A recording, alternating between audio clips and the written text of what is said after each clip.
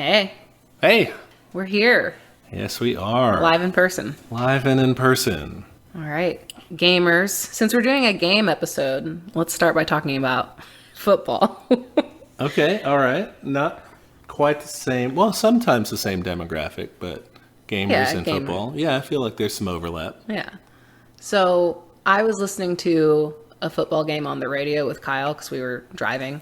So like a broadcast of a game? Uh-huh. Okay. First off, it was pretty wild. They made like some really bad jokes. Like it felt like they could say anything because they're like, no one's listening to the fucking radio. Like they made like a racist joke at one point. It was like, wow, guys, okay. Oh no. I don't know. Watching football, what strikes me is how commodified everything is. It's like now for the Pringles instant replay. Yes. And I was telling Kyle, like, do you think eventually it'll be like there's no more player names? It's all just brands. Like Johnny Starburst gets the snap. Holy shit. So like it's like NASCAR. So part of your contract is you just change your name. So you're no longer like Gardner Minshew, you're like Gardner Snickers or whatever. Yeah, maybe. Pepsi or your Cola. jersey can have all the logos on it, like a NASCAR car. Yeah. Uh-huh. Well, okay, that's not so soccer, you know. The jerseys and stuff on that for a long time, that's not a recent development really, have been corporate like sponsors. That's true. Big Coca-Cola, yeah, or Bimbo, Carlsberg, or whoever else. Yeah, that's been a thing for a while. I'm just Whoever's saying. your main sponsor. Because watching TV, it's like every time it's like, let's go in for the referee's special Snickers view. Yeah, or whatever. I think they're maybe worse about it on radio, but on TV too though. And halftime, you always have like I said, I think we said this in the sports episode, like the Lexus halftime report or whatever. Mm-hmm. You always have those. Maybe they'll just do this is the Halliburton first half of the. Well, I don't watch football ever. I sleep through it. Mm-hmm. And so this is. I think people who watch it probably filter it out more than I do. So I was like, why are we talking about this brand now? Like I got a little confused. Fair enough. Yeah, that is background for most white sports noise. fans. I guess that's probably the same in, like I said, in soccer, but in other sports, hockey they don't. I feel like it's not as bad in hockey. They don't commercialize the replays because they barely get a chance to show you the replay. You know, every time there's a stoppage of play, they do it. I guess so. Sometimes they'll do the power play. Like I think ours was like an electric company. Oh, like it's the TWX or whatever power play. Nice. I guess that makes sense. I know that they have the advertisements around the rink. Mm-hmm. But that's not that bad to me. No. Basketball has a similar advertisements around, but I don't know. I don't watch enough basketball to be able to tell you. Yeah. It became a little bit inscrutable to me. Yeah. All right, gamers. You ready to get into the video game? Yeah. Let's do this. All right. Real gamers only. Smash the like button. This is ProGamer69 coming live at you. And I'm 420 Blaze It Gamer Boy. Good. I used to do that. when I was playing Breath of the Wild, and Kyle would be in the room, and I would usually just hand the remote to him when it got too hard. But I'd be like, hey, check this out. And I'd be like, this is ProGamer69, and then immediately fall into like lava or something. So we're both avid video game players, though. Like, we're parodying the culture here, but the stereotype of the culture. Yeah. I guess we're not, I'm not an FPS shooter. Neither of us play that, really. I have played them with friends socially, but that's not my deal. I'm a super casual gamer. Yeah, I think we're both kind of casual on that. I play sports games a lot, but not competitively.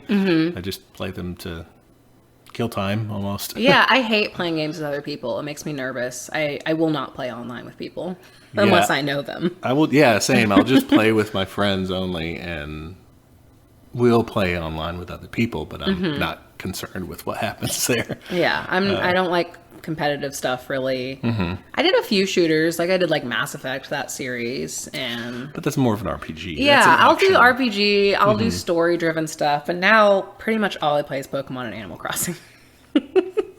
Nice. All right, so we're looking at games. I guess my understanding of it, maybe we end up with completely different understandings of what we were supposed to do. What was your homework?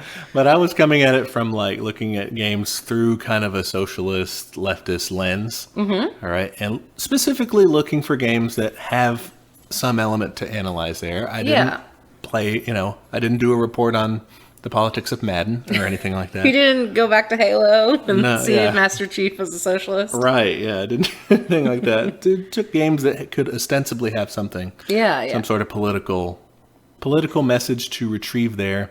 That said, I mean, have you heard any about the Call of Duty, the trailer for it? No. So there was this trailer for it, and it was like they were interviewing this ex-Soviet defector guy, like a spy. He was saying about all the bad things, all the cruel and conniving intelligence operations they would do, which, you can't really deny that. But the whole, like the trailer and then the game itself seems like is a kind of a right-wing project. And Call of Duty kind of always has this sort of expansionist, right-wing sort of guns guy. Militaristic stuff. Message, yeah. So I don't want to say that like only games that are really trying to be about politics can be about politics. Yeah, for sure. The things that are considered not political are just actually default political. Yeah. I would say, like I mentioned, Mass Effect, even the newest one, like Andromeda, I mean, like a little bit colonial there. So that was your goal, was setting up colonies. You could kind of do it in a nice way, but... Yeah, you're exploiting resources, but it didn't seem like you're exploiting too many people, if I remember correctly. But it's been a while since I played. You didn't have, like, mass labor forces or something, I guess. Yeah, you didn't enslave those jellyfish-looking people. Oh, the Hanar. No, the guy, Jal, whatever he was, he had, like, a poofy face. He was a romance option, which, like, more power to you. Yeah. That's it, let's jump in. Let's get to our realistic games. All right. So we're gonna start with a game, and this is a game that's more from a negative angle, maybe. I would say so. It's called Papers, Please, and in Papers, Please, you play the role of a border checkpoint guard. Yeah. Processor kind of person. Mm-hmm. And the game sets it up in the opening, like. In the opening crawl with, you've won the October labor lottery. Mm-hmm. And so this is your new post. They've set up an apartment for you in East Greston, which is this like East Berlin analog. Yeah. You get, they've set you up in a Class 8 dwelling. Everything, the graphics and the sound and everything. Very sad. Yeah, it gives you this like kind of dour, oppressed sort of overlay to everything. It really, I don't know, it fits well with the, just the pixels and the color palette they're using. Yeah, super simplified pixel art for the most part. Like, you have a zoomed out view of your office and stuff, and then the people are a little more detailed, but I have opinions about that too. Okay. So what do you mean? My first note is, wasn't fun, just a slog to play. So that's kind of a fair criticism. I think it was not fun. I think plenty of people have raised it. I think intellectually it was fun for me to. It was kind of sad, but like the way you enjoy a sad movie or a sad message or something. I wouldn't mind that. Sad documentary. I liked those parts. I thought that was interesting. But I thought like actual gameplay was hard. So let's talk about the gameplay. Sure. So you are checking people's documents, and every day it gets more complicated. So it starts out just like, okay, everyone has to have a passport. Just make sure their passport information is up to date. And so you have to check with the current date and to make sure their name matches. And that they're from the main country, Arstotzka. Yes, which I kept on saying like aristocracy in my head, which is like the opposite. Yeah, Arstotzka, this kind of caricature of an Eastern European communist Eastern Bloc sort of country. Yeah, I just assumed it was Russia. Well, but I thought it's more like East Berlin or East Germany rather, because they have the border checkpoint. Yeah. It's not that important. For them, it really wouldn't be that important in terms of a distinction. They're just trying to say it's a big communist place. It's communist. Yeah. So, yeah, you have to check all their documents, and every day they add more stuff. Like this time you have to have an entry ticket, and now you have to have like an ID thumbprint thingy. And I was bad at it on day one. Like, I kept fucking up. Yeah. I got like the max number of citations every day, pretty much. So whenever you mess up, they send you a citation. You got like 2 every day? I got 2. I got all my free ones every day. So did you play long enough to get the little plaque on your wall? I did get the plaque. What did you get? Sufficient. I did too. You have to make a lot of mistakes to get presents. Oh no! And then if you have actually no mistakes, you get excellent, which is I've never gotten that. I can't. That's the thing. It wasn't fun to compare these documents. It was a slog. It was like, okay, let me make sure. And I would always miss something. Maybe I'm not as detail oriented as I thought I am. It could be. Well, because it's hard. You also have to check like so many places in the book. You have to be like, okay, where does it say they got it from? Yeah, the issued city would trip me up. Gender fucked me up a lot. That was so they would sometimes just be like, this person's male, and then visually I'm like, I don't know. They don't look that way. You're supposed to click on them in discrepancy and say, your passport says this. And did you do that ever? I did, and they would kind of demur most of the time, like, oh, why are you asking? And I'm like, well, now I feel like an asshole. Yeah, and you kind of should, but it was the game, right? You could keep asking them, and they would just be like, it is whatever the passport says. Yeah, or and then the documents are right. And I would always I role-played it as, this time I role-played it as follow all the rules guy. So I would just be like, rejected, see you later. Yeah. What did you do? I followed the rules, except for like one situation. The one where it was like these sex workers who are like, hey, I'm worried there's a guy behind me and I think he's going to force us to work in a brothel and take our passports. And I was like, oh, I'm not going to let that guy in. So I didn't let him in. That's really the only cheating I did. You just rejected him? And you got a citation for it? Yeah. Yeah. There's a way you can do that. I guess this is spoilers for Papers, Please, but it's kind of old. There's a way you can do that where you actually just give him the letter that they gave you.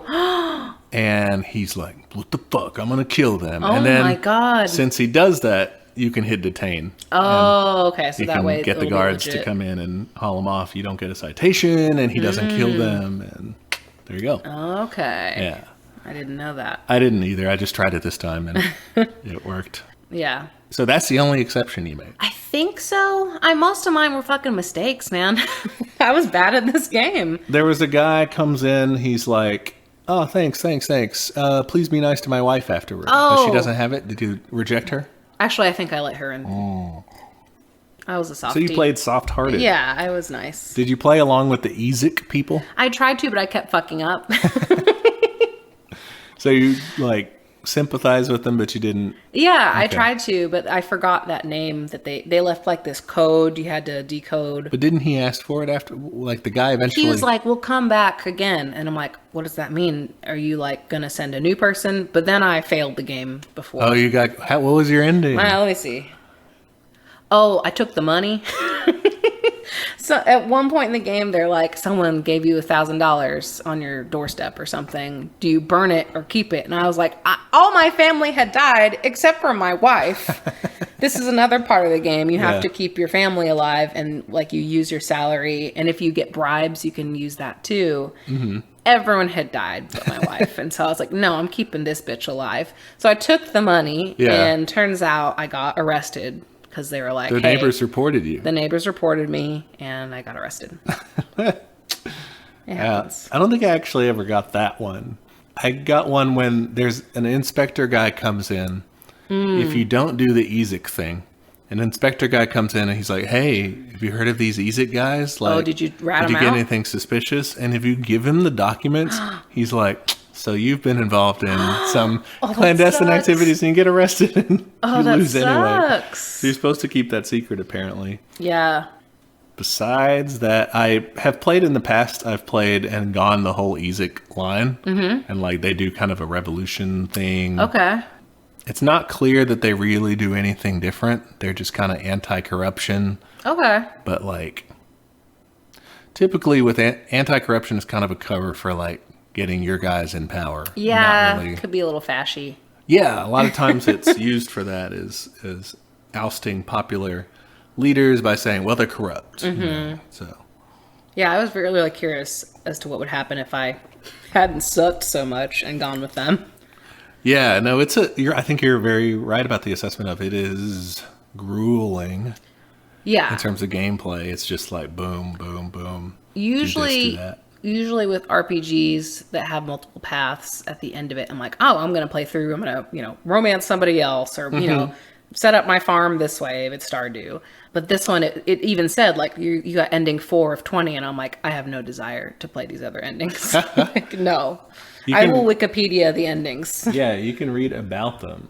Like, there are several good ones. What are some good ones? Yeah, what is the happy path here? As a UXer would say. The happy path is not great. So happy path, that's the one where Ezek wins the revolution, basically. Mm-hmm. How many family members did you end up with? It depends on the playthrough. Oh. Usually, like 1 or 2 of them die. This time, playing Perfect Guy. Who died? I managed not to. No one died. Oh my god! I don't feel like a murderer. But I was playing. I was pretty good at it by now, like where to click on it, and I was helping, I guess, that guard guy. But I was playing super by the book, so I would always be detaining anyone who had a problem. Oh, so, I only detain people who seem shady. No, if once they gave me the detain option, if they had fucked up documents, I just detained them every time. Oh no, I just denied them. I was horrible. I detained the first day because I'm like, well, my son just died, so I do need the money. So yeah, listeners, there's a guard who says, if you detain people, I'll give you $5 a detainee. So you get bribed. Yeah, so if you go along with the Ezek thing, you do all their tasks and you do everything they ask for you, the ending you get is that they successfully do their revolution. Inspector, it is a glorious day. The border has been pierced. Ezek grows strong while the corrupt and greedy weaken. We are moving you and your family to a better home. Your services as an inspector are no longer required. We need agents. Oh, that sounds Follow hard. us, and together we will complete the revolution. Glory to the new Arstotska. That doesn't sound like a nice, peaceful retirement. Yeah. There's some where you escape with you and your remaining family members to Obristan or somewhere, one of the other countries. Yeah. But yeah, there's not as you can tell from the overall aesthetics, it's just not you're not gonna retire to Stardew Valley. Yeah, you're not gonna be happy at the end either way. Maybe that's the weird crossover is. Oh yeah, you retire to an obscure job in Joja Corporation, and then one day, after all my family died. Besides the gameplay mechanics, what are your critiques about this game? I mean, it was very black and white. It was very communism is bad. This is definitely all there is to it. And I feel like it was super easy for people to die. I'm like, man, was it that bad? I mean, maybe parts of it I'm sure were, you know. I don't want to seem like I'm trivializing, how difficult things were. Sure. But it was, to me, the harshness was a little over the top. There were also lots of terrorist attacks, people would cross the border and blow themselves up, and I'm like, was that for happening? Kazakhstan or wherever? For one of those countries. Yeah, and I was like, was that a big problem then? And I don't know. I thought it did some things really well though. So I do grant that, yes, it's definitely over the top in terms of here's your shitty apartment, everyone's dying. Good luck. Because obviously that's not the reality for a lot of people. Mm-hmm. It's the reality for some people and for too many people. Yeah. But that's just obviously not what was happening to everyone. I think this is set in 1982. But I thought a lot of things it did do really well. We talked about the gender thing where you feel shit if you're playing officially, right? Mm-hmm. You feel shitty for being it says here you're a woman. Yeah. Are you a woman or a man? And you're just pressing these people. Eventually they give you this scan option. Oh, that sucks. And you full body scan people. Yeah, and you have to look at their stuff. Yeah. And you're searching them for contraband, or you can use that to confirm whether they're a man or a woman. Yeah. Sex wise. Yeah. Well, also the pixel art occasionally made it a little challenging. There were some ambiguous faces in there for sure. That was definitely a challenge that they had. I think another thing they did well was when someone, at least I felt this time playing through, role-playing the official guy, was when someone blew up the checkpoint early on. Yeah. And the next day they're like, okay, search everybody like that. From this country or whatever, yeah. And I did that. It was fine. I did, yeah. And I was like, that's warranted. They blew the place up. Yeah. And then the next day they were like, well, they complained, so we can't search all of them. Even whenever they sent me their passport and it was from there, I would be like, okay, I really got to check this guy because he's from that country. Oh, so you'd be like extra scrutinous? I was extra suspicious of them because their people had blown up the thing, which is terrible to do. But I was like, I got to. Definitely this were game profiling. is, yeah, it made me profile like that, and I was like, damn. I kind of did the same thing. And whenever United Federation people came up or something, they're very mean. They seemed coded as Americans or something. I agree. So I was suspicious of them for like being spies or something like that. Oh no, they were just rude, so I didn't like them. A lot of them were like, oh, this country sucks, I'm just passing through. And I got defensive of my own shitty country, which killed my family. I'm a good loyal communist, I guess. Yeah, I mean, I guess to me, that's the strange thing, that it is able to engross you in it basically by beating you down with the game mechanics. Yeah, yeah. And saying, okay, you've got to do this, you've got to try to make it through this, and you're like, okay, I'll do it. Maybe it's a virtue of it being so hard is that you're so determined to get it. You're like, fuck, I messed up again. Like, this time for real, I'm going to make sure everything's right. And so, like, it kind of funnels you into being a good immigration officer, whatever that means. An effective one, maybe. Yeah. Not a morally good one, probably. Did you, every time you stamped approved and handed back, were you like waiting for the citation tick to go off? Every single time. That was nerve-wracking every time. Oh, yeah. Or I would, if they're just going to go blow up.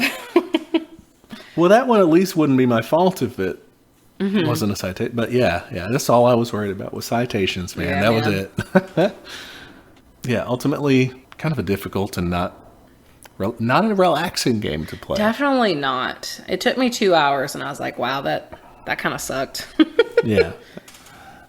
And yeah, not that fair, I guess, not that fair of an assessment of communism, even as it's practiced, or communist states. I think it's kind of an exaggeration of that. Yeah, yeah. It's not, like I said, it does have some good critiques, I guess. It does, like, the bureaucracy of it and all the changing rules and what you have to do and the kind of cold, unfeeling nature of that, of saying, hey, tough, I'm following the rules. Yeah. One of the people even says, you're sending me back to die. And I'm just like, God. Reject.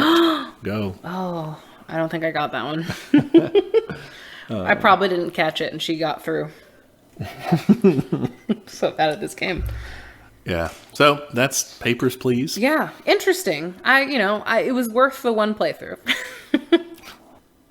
Next on our list, something completely different. Yeah. Different aesthetic, which I loved. Oh, it was beautiful. It's very cute. Democratic Socialism Simulator. So, yeah, it's got this really cool techie aesthetic, but also with these cool animals. So your advisors are all these different animals. Like your press secretary is a peacock. The civil rights guy is a Black Panther. It's really cool. Yeah. The mechanic I would liken to Tinder. It is a swipe left or swipe right mechanic. There's actually a term for it. It's similar to a game called Reigns. Okay. Which is like you're in charge of a kingdom and you do the same thing. You swipe left or right to make decisions. Oh, okay. I hadn't heard of that. And I think, so you've heard of like roguelike games where there's a game called Rogue where you go through and you do things and then you die and then they change your powers every time. Oh, no, I haven't heard of this either. People call games like that roguelike. So this would be like a Reigns-like game. Okay. Because it has that left-right mechanic. Okay. So they have that. That's kind of the main interfaces. They give you choices like, you've been elected president. What do you want to do first? And your advisors will come to you with different ideas. And then they have at the bottom of the screen, it represents your voter block, basically. And it shows you can hover over them and learn more about like what their values are. Some of them will be like Christian. Some of them will be into like global socialism and stuff like that. So you can, as you swipe the card to the left, you can see people move forward or back, like from your perspective, and that shows whether they're into it or not into it. Yeah. And you have some other like stats on there too, like how much money you have and climate change. I was very bad about that, unfortunately. Oh no. I didn't super understand the fist icon one. That's the people power. That's how socialist you were being. Okay, I didn't understand that because I had that one real high, and the first time I played, they took me out of office. So they were powerful, but also bad for me. Right, yeah. I guess it's not... Yeah, it's how socialist you're being, how powerful the workers' rights and stuff are. Okay. You have what else, Meter? You have time till election, which you have to worry about in terms of midterms and in terms of re-election. And then your control of Congress, which governs which things you can say yes or no to, basically. Yes. Well, the music is really good, too. Oh, my gosh. Super cute MIDI music. It basically was what I was trying to do with the theme song of our podcast, but didn't do as good of a job as they did. So, yeah. Oh, I like ours. Oh, thanks. Yeah, no, this was super fun, and it's quick, you know? Super quick. I played through twice within, like, maybe an hour. Mm-hmm. Yeah, probably less. Yeah, I played through it a number of times because it's fun. All right, how did you play in your playthroughs? The first time I just said yes to whatever the hell I wanted to do. And it ended with me getting thrown out of office. Why? I guess I pissed off too many people. I just, like, didn't give a shit. I was just like, no, we're doing it. I think I spent too much money. I was, like, really in the red. And, yeah, it was a problem. So if you spend too much money, you're in the red for too long, then it starts doing economy things to you. It's like you have to raise taxes. There's inflation. Then Wall Street starts doing some stuff, and then you reach a series of things that like knocks all your popularity back, like, across the board. And then I guess did the military escort you out of office? The Eagle guy came in and was like, "This is awkward," but yeah, I think the Democratic Party tries to get you to resign before then. They do, yeah. And I said no. Yeah, of course. I hated them. And then the second time I compromised more. So what I did was I said yes to like policy, but I wavered a lot more on like optics. They're like, hey, do you want to go to a gun range? And I was like, yeah, sure, fuck it. Or like, will you denounce communism? And I was like, okay. But then I would like do communist shit. So but I just basically kept those people from not hating me outright. I also like pushed the fuck out of healthcare, and that saved everything else. They're like, hey, since your healthcare is so good, like, we can do this now. You got all this money. Yeah, and, like, I think I defunded the military, too. So they're like, there's no veterans, like, injured, so your healthcare is even better. It was great. So what I learned is healthcare is a silver bullet. Yeah, it definitely depends in this game what order you get stuff in, because that changes every time. So you can get fucked over real quick if they're giving you policies that, like, you can't really say no to because you want to do them, but you don't have any money to. Like, they can just hit you with, like, spend. Shit, you're in the red. Yeah. I think that's what happened to me the first time. And I didn't get healthcare till much later in the game in that one. Yeah, and that, like you said, that'll fuck you up. That'll help a whole lot if you do pass the healthcare. And then the control of Congress is a big thing, too. If it's like right after an election and you lost seats and you only have like a bare majority, you know, and then it's like, then they come up, hey, you want to do this cool bill? No, and you had to say can't. no. I'm sorry. I don't have the support. It sucks. I think your strategy that I ended up doing a similar thing. Yeah. Being socialist as fuck. But telling everybody, oh yeah, I'm going to the gun range. I'm hunting with an AR-15. I would actually take a look and be like, the environmentalists aren't going to like that I go hunting. Yeah. But they're going to like everything else I do. I'm winning them right back. So who cares? Or like, it's time for the holidays. Well, Merry Christmas. Yeah, exactly. And then all the religious people were like, cool. And I would be like, that's fine. And you could get those guys on board with farm stuff. Yeah. That was really helpful too. So it was. And even some of the labor stuff they were into. Because once you got far enough on that path, they're like, oh shit, my job is like really good. Yeah, because when you do green jobs too, that helped. Yeah, I think I fucked that one up the first time. It was confusing. I don't know. That's kind of a good insight, though. We talk about this a lot, is how to get America specifically on board. And we just jokingly say, just wrap it up in America and God and, moral stuff. And that's kind of what we did here, and it worked. Yeah, it verified that theory we'd been working with. Just lie. Just lie. Tell people what they want to hear, but do your thing. Yeah. And just present it as good. And every time the New York Times pig would come up, the new Pork Times. Oh, I loved that. And he would be like, so you said class war? Did you mean? And you're just like, oh, I mean like stylish fashion. Yeah. I love the animal characters. There's some really funny ones. Like your Treasury Secretary's a little squirrel. She's like squirreling away nuts. Yeah. And the Yakoven's like a little dog, like a corgi or a fox. I thought a fox, but it could be whatever. I don't know. He was cute. He was in the little Yakoven hat. The tech guy was like this crazy lab rat. Yeah. That was funny. I always said no to the tech ones. Fuck that. I started out saying like, sure, show me your ideas, but they only ever came up with stupid shit. Horrible stuff that was like surveillance state stuff. Yeah. It was just like, no. I did play one time evil, like, just right wing. I don't know how this would happen, that you would like pretend you were a Democrat, but then be right wing. But it didn't work out well either. I think I bucked up the economy or something. Whoops. And I played it too many times, probably. It was just fun. And I got thrown out a lot. Really? But what did you think of the voter block? Because I felt like they made it really easy. It is really easy, yeah. You have too many workers' rights people, too many environmentalists. I mean, I thought it was fine. I thought environmentalists should be paired more often, however, with like regular free market people. Because so many people are just liberals or just like center right, but they're like, I like recycling. I believe in climate change. I just want to do it through carbon offsets taxes and bullshit. They don't want to do anything drastic on it. They did have some good pairings of like, I'm a nationalist, but I also am workers' rights or something. I thought those were smart. Yeah. But some of the leftist ones were like, really? Yeah. Why are you so leftist? Like, you're easy. I can just get you. But I don't think the American electorate looks like that. I don't think it does at all. Like there were, how many conservatives were there in the block? Like 4, 5 maybe? Yeah, you could convert them. There's 4 or so religious ones, and all you had to do, because the religion one was farm, and that was the hard thing, was because a lot of religious people aren't rurals or anything, aren't people living in rural areas. They're people living in suburbs and cities, and they're just conservative anyway. And so you have to worry, you can't do a farm bill and expect to win over all the religious right. Yeah, I did win over one of them. Did you ever convert people? I thought that was a cool function. Oh, yeah. Whenever they would change their priority? Yeah, so you would get to a certain point if you pushed something far enough.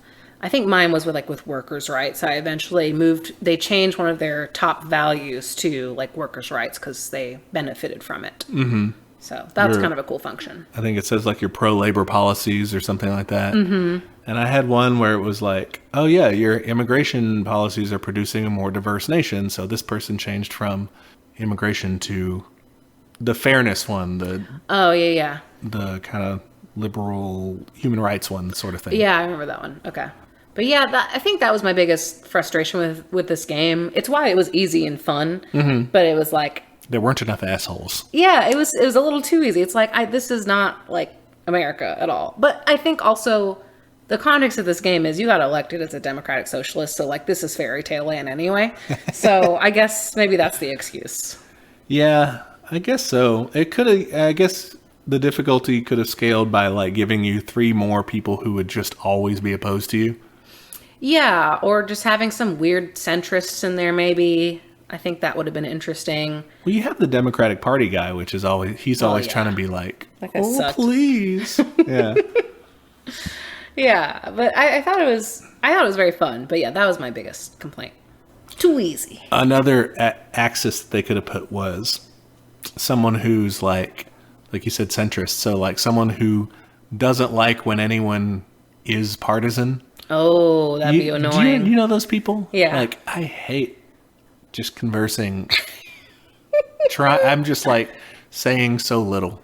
Like, I'm holding back so much when I talk to somebody who's like it's on both sides. And like people just try to be, partisan about it, political about it. Oh my God. They just need to find like solutions, And I'm just like, sure, yeah. Yeah, like that's gonna work.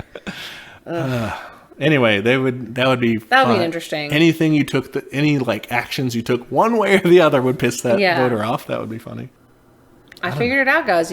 All we have to do to fix it is 1, defund the military, 2, fund healthcare, and 3, lie and say that we're super religious and we like guns. We're religious. We like guns. We are not trying to start a class war. No, not at all. And yeah, you'll love America. You'll get it. You'll get it done. You'll basically be FDR. All right. Which is what it was trying to teach you to do, I think, was be kind of a soft social democrat, as it says. You know? Just do that. It was fun, though.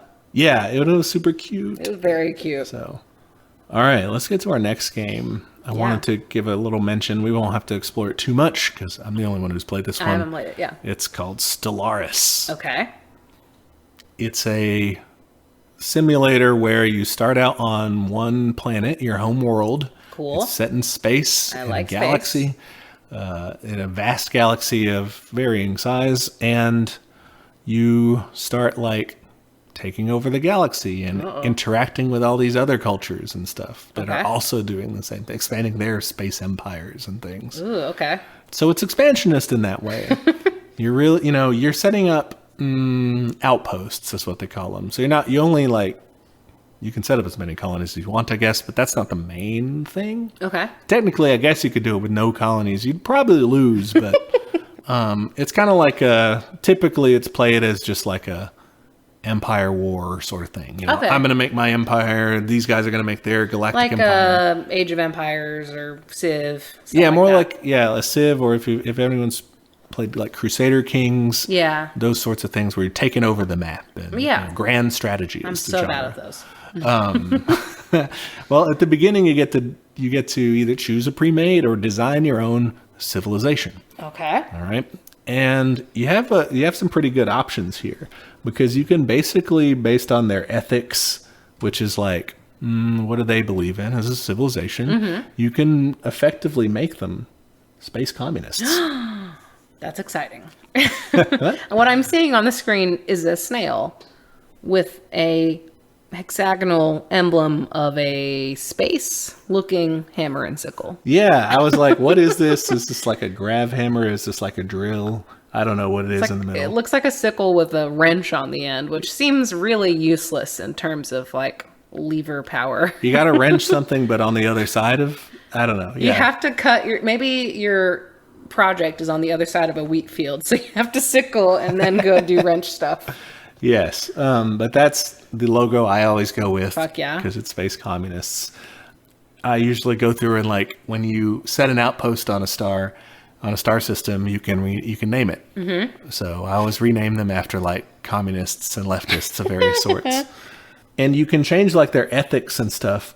You can set up your ethics to be like egalitarian or fanatic egalitarian. Ooh. And then materialist, which just means versus spiritualist. So it's like you're not saying let's go to the here beyond, but what's here now. That makes sense. That or fanatic materialist. That just means extreme version of it. You can only have one fanatic. But point is, you can construct those. I usually pair those two, one or the other.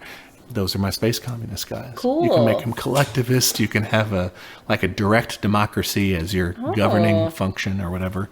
Besides that, there's not a whole lot of role playing. You can role play as it, but there's not like a whole lot of game mechanics centered on your communism. Yeah. It's really, you're taking over stuff at the end. So that's a little violent. Do you do it through force or like? You can. Is it? It's like this is a very bad reference. In Spore, you could do that too. Yeah. Trade or. In this, what you would do is usually when you set up a colony world, you're setting it up on an uninhabited planet, but that is good environment for you. So environmentally, you're still colonizing because you're setting up in all these life forms place, but you're usually not doing it in intelligent life forms places. Okay, so, there's at least that. Bias towards intelligent species, but that's not that bad. Yeah, I can live with that. you can colonize inhabited worlds. You can purge inhabited planets. That's rough. You can orbitally bombard them into glass if you want. That's very bad. Yeah, so you can be as horrible as you want to be in this game. Well, I really like the look of these snail people. They make me very happy. Dude, they have all sorts of types. Show me the races. So, let's see if I can species, find some cool guess. ones. They have bird guys. Oh, they are like Aarakocra. He looks like that, it's called a harpy eagle. It's like a big-ass bird. Yeah, show. Oh my god, there's a bunch. I wasn't expecting that many. Mushroom people. Yeah, and there's like, they have packs that unlock different types of species portraits. Like you can be molluscoid, you can be like furry dudes, like mammalian. Yeah, you like can the little be fox guy here. Yeah. Cute. You can be insectoid, plantoid. In the later ones, they also have like rocks and stuff, like lithoids. That's cool. And you can be robotics as well. Oh, fun. Yeah. Besides that, it's your standard grand strategy, take over everything. Okay, so I'd be bad at it, but it looks fun. I'd set it up and then get nervous and shut it down. Yeah. That's how I play most games. What's next? Next veers over into kind of similar to the Democratic Socialism Simulator, where you are in charge of a country. Neat. It's a lot more complex gameplay than that. And it's kind of frustrating gameplay sometimes. It's called Democracy 4 now. Okay. I started on Democracy 3. It's a game where you start out just having been elected president or prime minister. If you're playing in another country, you can play as the United States or other countries throughout the world. The game opens to like a big menu screen with a whole bunch of circles on it. I'm looking at it. It looks confusing. Yeah, it is. If you don't know what you're doing, and even if you do know what you're doing, it's not a great UI. This is very bad UI. This is from Democracy 3, but Democracy 4 is the same style. Okay. And what you do is you pass policies, you change policies, you cancel policies, you do things to adjust like the laws of your country. Okay. And to do so, you spend political capital, which you build up every turn. Okay. So you can only do so much, and changing things by like a lot versus a little versus canceling, like that takes more or less capital. And that changes your stance. That changes what people think of you based on what groups they're in. If they're a motorist, or if they're a conservative, or if they're a liberal, if they're a socialist, whatever, they change their opinion on of what you're doing based on that. This is your people? Yeah, your citizens. And so eventually, basically, you're trying to do things to make the country run right. You want to fix financials. You want to improve its standards of living, all that stuff. You have like graphs and stuff for that that are affected by the policies you do. Okay. Policies tell you kind of what effects it's going to have. And then you also want to get enough popularity to be elected again when 4 years or whatever years roll by when it's your turn to play. How hard is it? Pretty hard. It's pretty hard. Why would I not like it? I don't think you would like it. Dang it. It sounds fun in some ways. But... Yeah, I think if you spent some time with it, you would probably enjoy it. Okay. Just a learning curve. It is a learning curve. Okay. Yeah. Like I said, I played 3 and now I'm playing 4. So I already know what I'm doing. It's not that confusing, but it takes a while to learn. You can basically, though, be socialist in your policies. Okay. You can jack up the income tax as much as you want. Nice. You can jack up the inheritance tax as much as the taxes are. You can come up with new types of taxes. Yes, beautiful. You can pass new policies and be like, let's tax that, let's tax that, let's tax that. All these things. That sounds great. Since it's on Steam, you can download like mods and stuff in the workshop, and you can have like even more policies to choose from. Okay, more taxes. More taxes.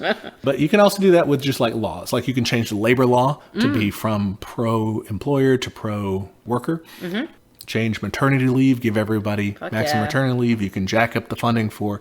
The way you would go to like universal healthcare, like single payer, would be to just take the state-funded healthcare thing and slide it from like emergencies only, slide it up to all the way fully covered. Nice. And that's what you would do. Cool. I like to play with political capital turned off, which is just like I do what I want. You do whatever you want.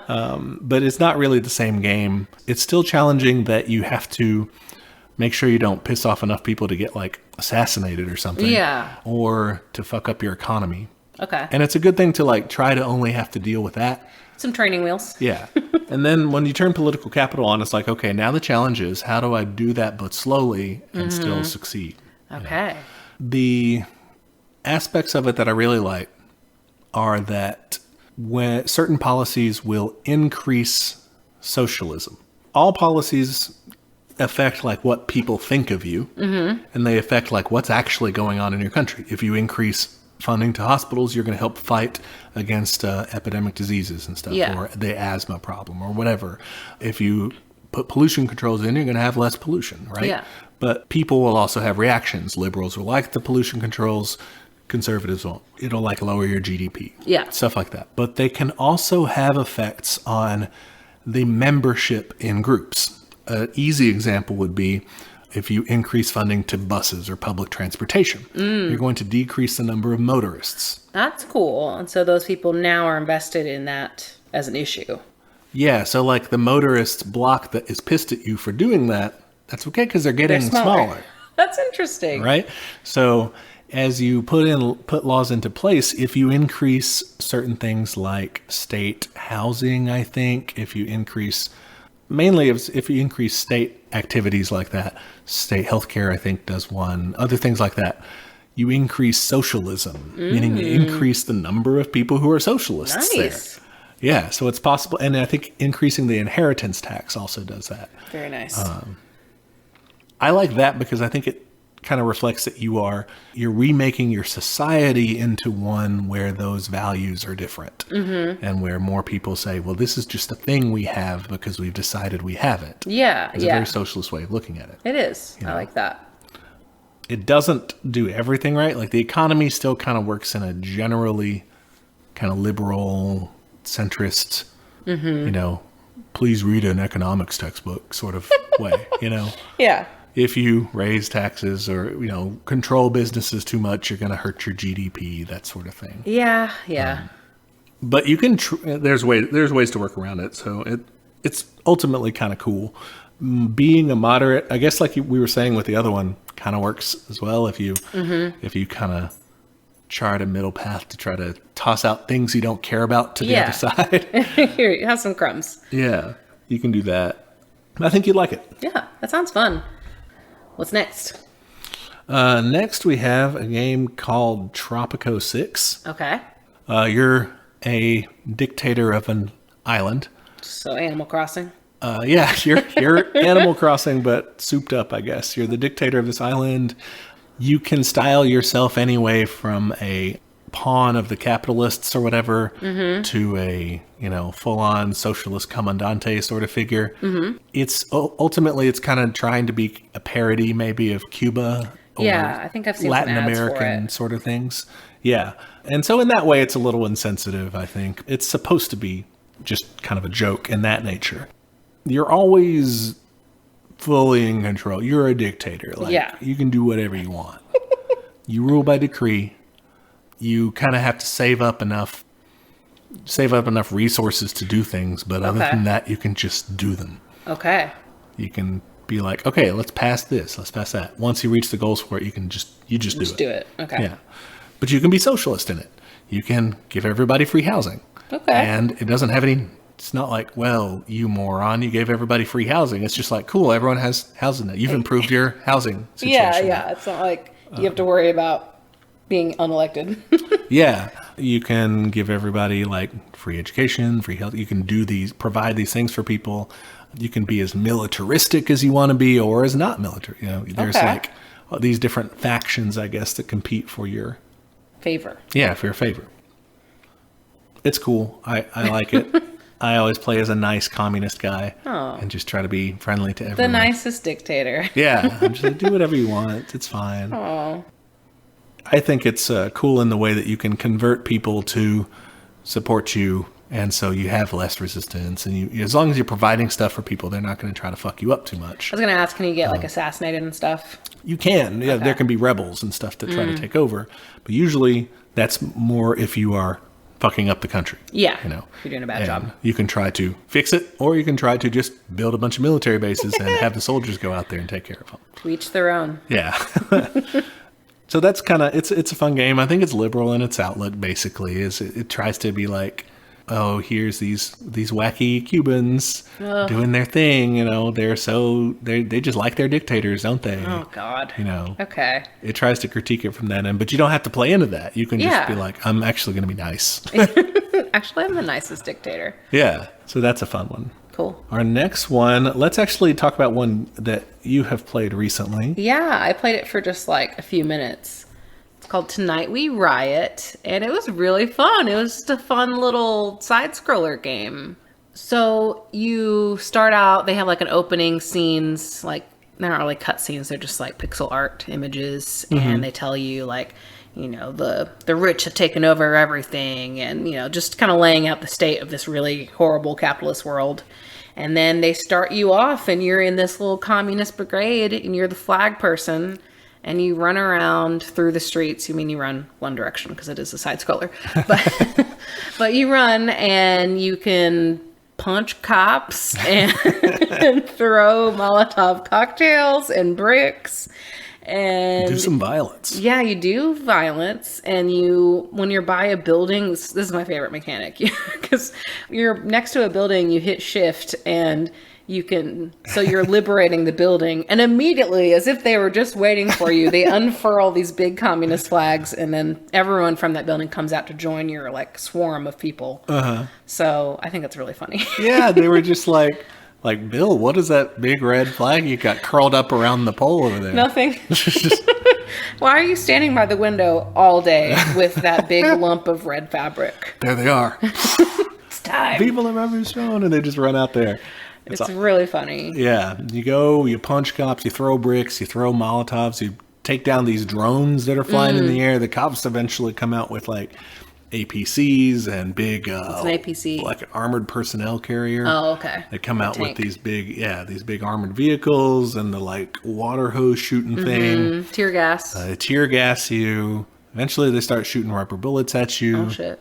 It's super cool, and it's fun and quick and easy. It's fun. The music's fun. Oh, it's cool. Yeah. The art style is really good, and it's fun to punch tanks, guys. I don't know what to tell you. You can just destroy a tank with your brass knuckles. Yeah, don't try this at home. Don't do it. But apparently in this game you can. It's just to make it simpler, I think. Yeah. And then at the end, when you win the level, you raise the flag over whatever building that is at the end, and then these like guys in suits run out and run away.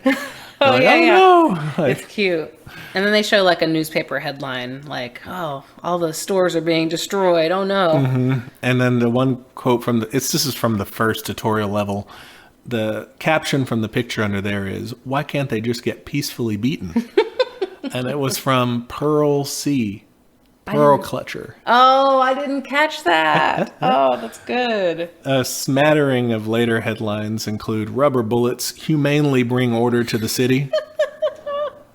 Later on, there's one that says, "Smash the Union. Union's linked to communist plot to steal our precious bodily fluids." What? Because that one's from the next stage. You start out in Worker City or whatever, or something like that, where you're fighting in liberating these buildings, and you're fighting the cops in the streets and everything. The next place you go to is like this swampy area. Oh, okay. It's called like Bootlick or something, and it's like southern style. Bayou. Yeah, it's like neo-Confederate militia type style. Okay. It's like that sort of thing of kind of militia types, I guess. And they like, you have people advancing on you with chainsaws there. Oh my god! And all these, because people are felling trees on you, and there's like a lumber mill sort of thing going on. Okay. I don't know. Weird. Yeah. So you go to different areas of the country, basically. Okay, interesting. I only made it through one, and then just got into that one. Okay, yeah. I'm terrible at the game. I'm very bad at it. But it seems like it's forgiving. Yeah. Like I was trying to do kind of a speed run. I was just like running, and it seemed to work. Well, in the first level, you would not make it through the later levels. Never mind. After the first level, I think every other level thereafter, if I made it through, I was the only one who survived. I got all my workers killed. Oh, no. Yeah. Okay, shit. So, if anything ever ends up in the streets, I'm a terrible street commander. I just need to follow other people. Yeah, you can be the dead one then.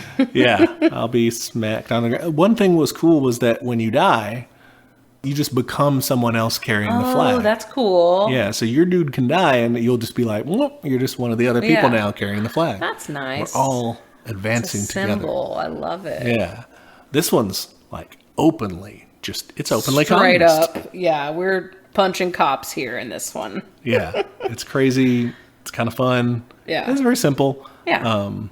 But it's just neat to see that from a left perspective. And just so unashamedly, you don't see a lot of media like that. Yeah, and it's biased as hell, and oh, for sure. that's fine. Like, what do you do in other games? You go around and beat up the criminals, and You're in the military or whatever. yeah, go get the insurgents. And that was a fun find. That's funny. All right, so moving to a fun game, but that is in no way little.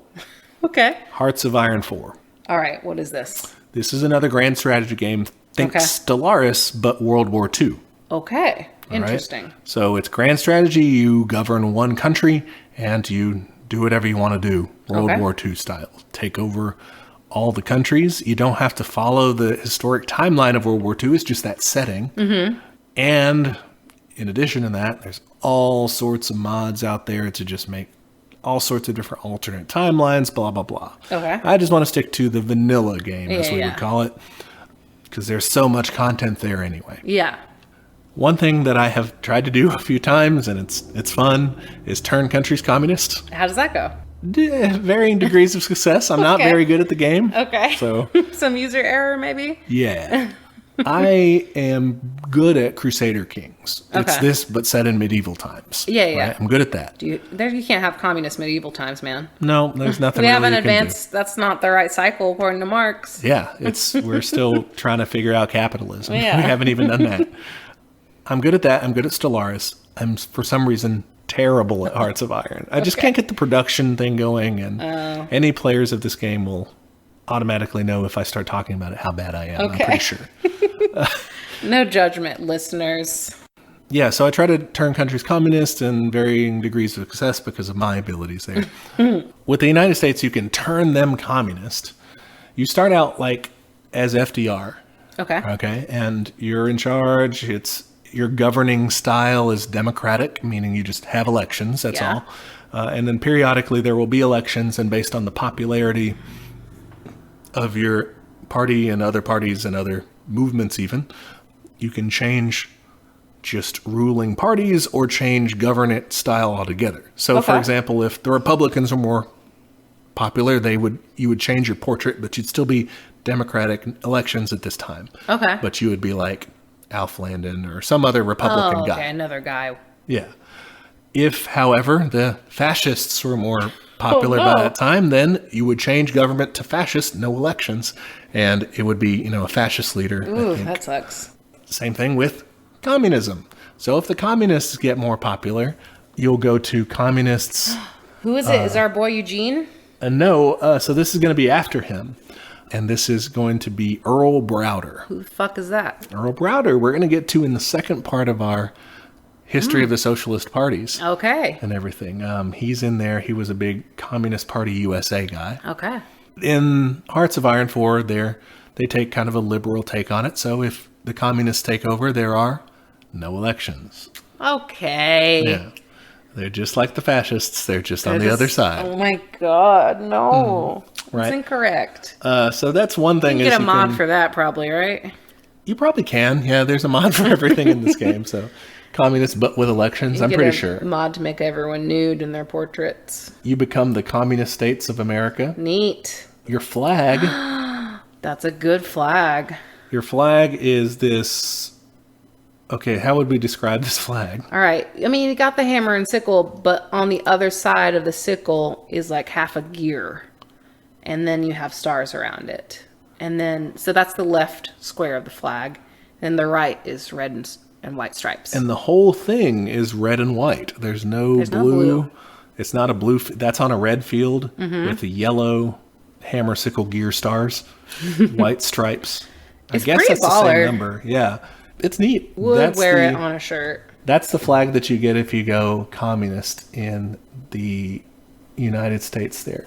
And they give you national focuses. Okay. So this is kind of like, if you ever played a game with a research tree or anything like that, you Yeah. have to do this, then this, then this. Yeah. Or in KOTOR where you like just level up the... Yeah. You know. Kyle made me play Civ a few times. I did not like it. All right, so it's was similar too to hard. that. Except like these can be, there's a lot of like research trees like that, but there's also the national focus one is like, what governing things are you trying to do? Okay. They're titled different things, the branches. Like, for example, the fascist one is called the America First sub-branch. That looks like a bad branch to me. Cut that one off. Yeah, that one's got such gems as Empower a HUAC, which is the House Un-American Activities Committee. You could empower those guys if you wanted to. You could privatize the Tennessee Valley Authority. Oh, dear. Deregulate the banking sector. All of these are, by the way, fascist. Honor the Confederacy is one of them. Yep. Shit. You can work with the German-American Bund, which was basically just a Hitler puppet Okay. group in the United States. Manifest Destiny. Ooh, bring that one back from the vault. Yeah, good stuff here. You eventually establish a North American dominion over Oh, no. all of North and Central America here. Wow. Then protect South America. So just Protect take South over. America. I and like that language. Yeah, and this ends in global hegemony. Oh, good. So bad shit. Do you there. ever play it? So I think we have different gaming philosophies. I cannot play as bad guys in games. I can't do it.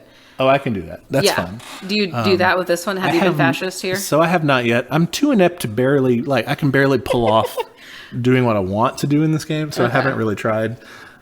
I do in Stellaris, like I've played Empire. AI purge society that just goes around trying to purge organics. Yeah. That's funny. But anyway, the communist branch here is called Suspend the Persecution. And you start by basically removing the Red Scare. Cool. Then you desegregate the armed forces. Cool. Then you full desegregate. Cool. There's democratic socialism. Also cool. Politics will change. Communist Party USA becomes the ruling party. Ooh, liberty for the Philippines. Yeah, you liberate the Philippines. That's cool. Pacific decolonization. Okay. You get rid of, what do you have to do? Oh, I think you have to, like, get some colonies from other countries, like the Dutch East Indies So you and New take Guinea. over just to and release then you're them? like, no, hey, there you go, you're That's good. funny. Union Representation Act. Nice. The Old Age Pension Act. The Accumulated Wealth Tax Act. Give me those taxes, baby. Guarantee the American Dream.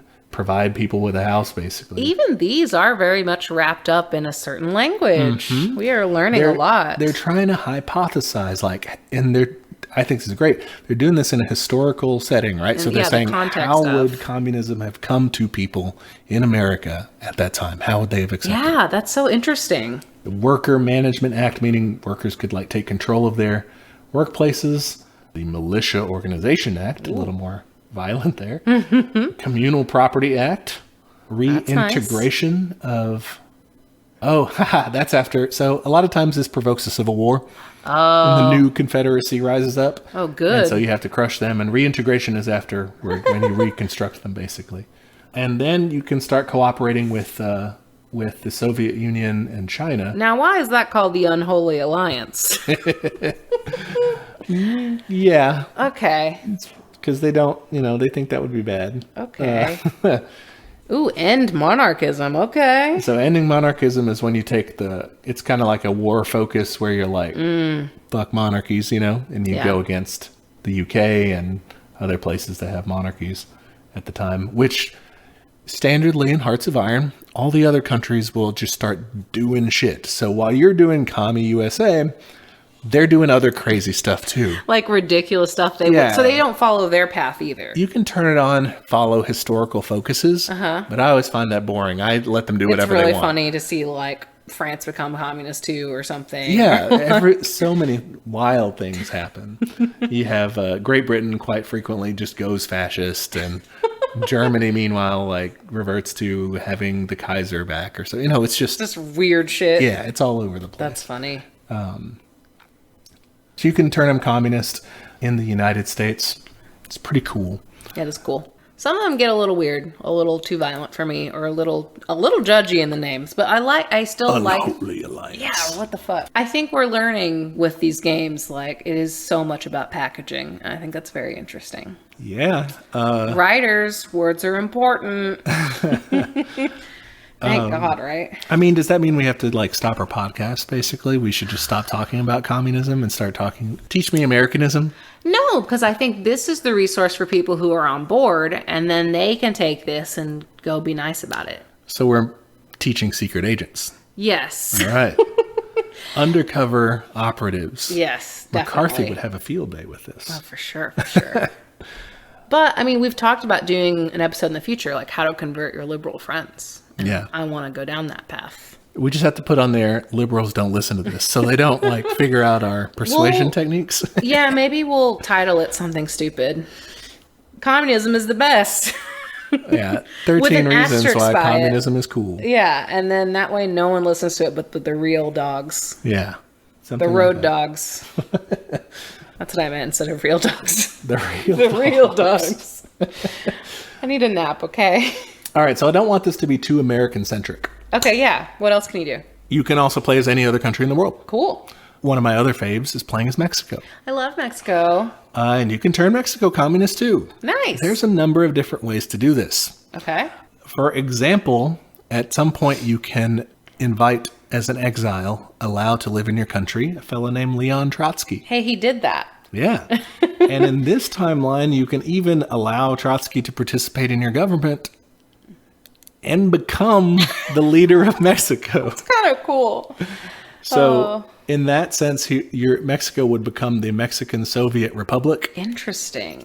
And they would get this kind of lame flag that's... Oh, let me see. It's just a red field with a yellow Mexico on it. That's not a good flag. That wouldn't reduce well. It's not a great flag. Yeah, it's crappy. But that's what you get if Trotsky is in charge and Mexico goes communist. Yeah, I definitely want to do an episode about Trotsky's time in Mexico. Yeah.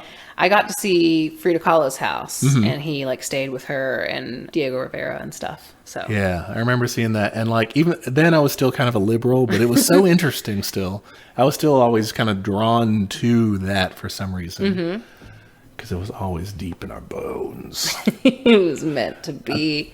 Another way you can go communist in Mexico is just you don't have to involve Trotsky at all. Okay, if you just make communism more popular there.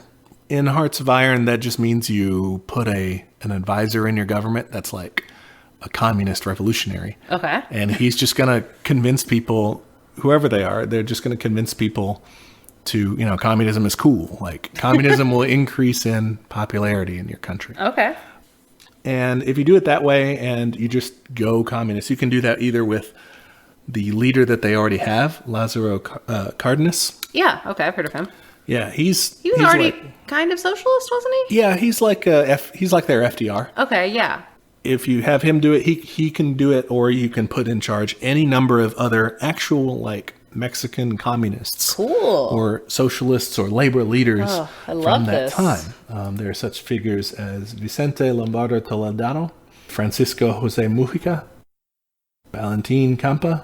Yeah, so they can all be in charge of the Mexican Communist Party once you go communist. I think you just get to pick which one you want. Okay. And I don't know anything about these guys. Yeah, I don't either. So I was thinking future episode For sure. ideas, we could definitely. I would love to get into it. Listeners, in case you haven't figured this out from previous episodes, we're half Mexican, so. Yeah, I think we mentioned it, but yeah, if you're If you're new to the show, this is something we talk about sometimes. Yeah. Their flag is a way cooler flag. This is a cool flag. Black field, red star. Classic, simple. I like it. It's a Zapatista flag. Is that really? Yeah. Okay. Yeah, we need to talk about them on an episode too. Mm-hmm. I guess in the tree, there's a couple of different ways actually to go communist as Mexico, like we mentioned. You have to deal with some unrest, civil war stuff, but you eventually go revolutionary women. Nice. Soldaderas. Like an iconic part of the revolution, women soldiers fought in the rank and file, and some were promoted to junior officer positions. That's true. Women's suffrage. Nice. Legacy of the revolution, the international struggle, Hispanic culture, the red shirts. You get like kind of a militia thing going, I think. Okay. Communist revolution. Nice. I like that one. Revolutionary class war. That one's good. So support Spain's loyalists. So Oh, support okay. the Republican government there. So yeah, there's a lot of things you can do down their research tree to make Mexico cool. So that's, like I said, Hearts of Iron. You can go on for hours about it because it's just so much there. But the last one we wanted to talk about is something that neither of us have a ton of experience in. I've only just kind of started playing it. It's called Disco Elysium. It's a cool name. Okay, so in Disco Elysium, you play. It's like an isometric view. Okay.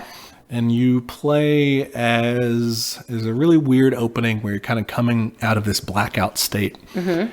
And you play as this police officer. You play as a cop. Yeah. First strike against it. But it's in this really weird world.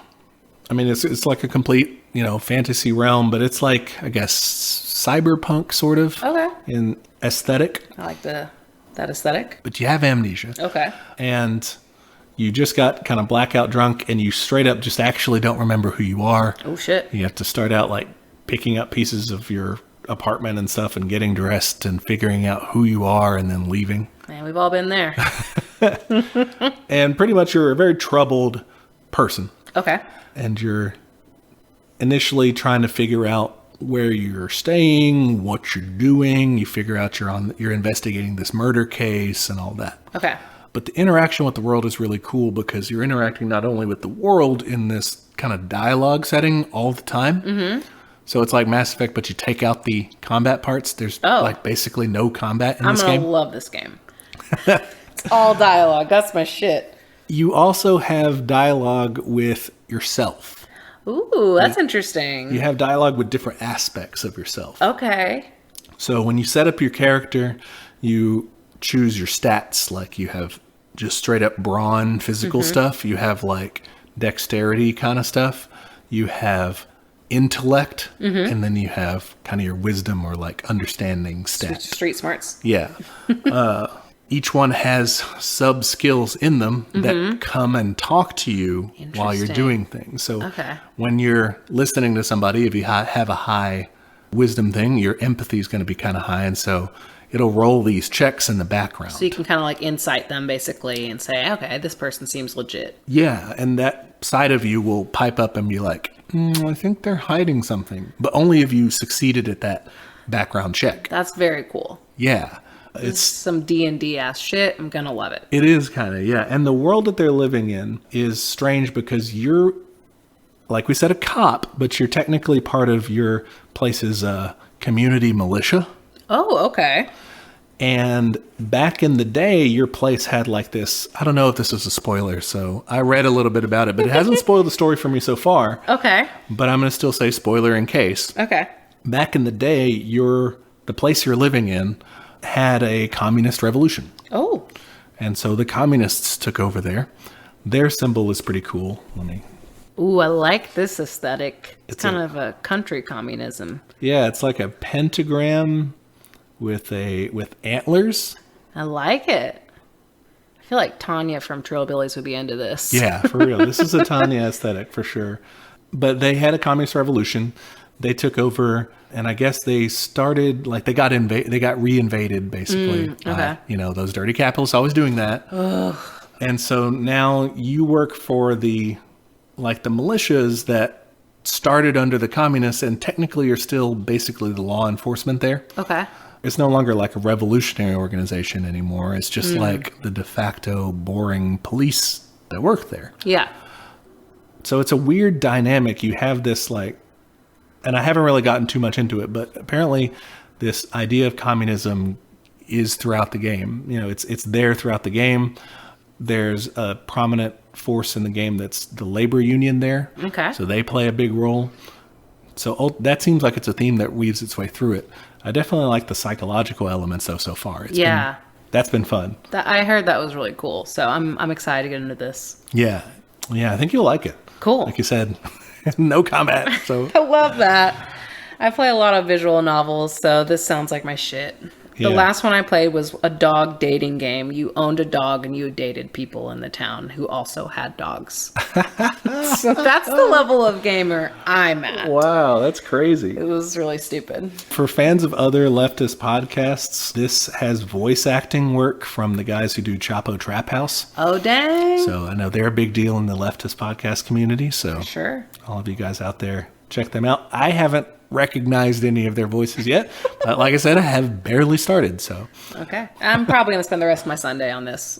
Yeah. Cool. Well, I learned about a lot of games, and I'm excited to play some more of them. I do want to just immediately start playing a game right now. Do I want to continue Disco Elysium? Do I want to revisit Evil Hearts of Iron 4 or something? Like, what do I want to do? End of podcast. We're just going to play games now. Yep. Fuck this. Okay. What are we doing next time, though, for real? Once we're done with our games, what are we doing? All right. So next, we're going to pick back up a topic we've learned about before.